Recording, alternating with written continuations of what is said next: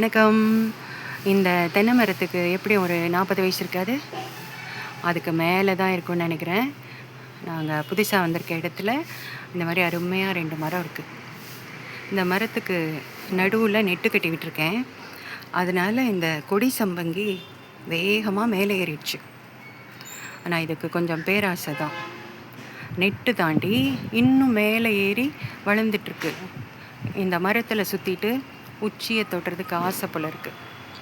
சரி பார்க்கலாம் என்ன பண்ணுதுன்னு. ஓகே, ஒரு பாட்டு பாடலாமா? கிராமத்து சூழல்ல காதல் பாடல் எழுத சொன்னா பாடல் ஆசிரியன் எப்படி எழுதுவான்? மாமாவும் பேரை சொன்னா மறி கொழுந்து வாசம், ஆளான பொண்ணுக்கெல்லாம் காதோரம் கோசம், கனிமரம் போல அடி குலுங்கிடும் மானே, கனவினில் நானே தினம் உன ரசிச்சேனே, அடி பூவே உன் பூஜைக்காக நான் ஏங்கினேன். பொதுவாக பாடல்களில் என்னுடைய கவனம் வரிகளில் தான் இருக்கும்.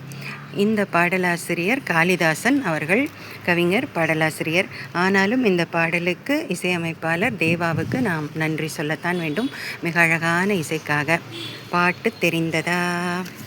தென்னை மரத்தோப்புக்குள்ளே குயிலே குயிலே, என்ன தேடி வந்து சேதி சொன்ன குயிலே குயிலே, தென்னை மரத்தோப்புக்குள்ளே குயிலே குயிலே.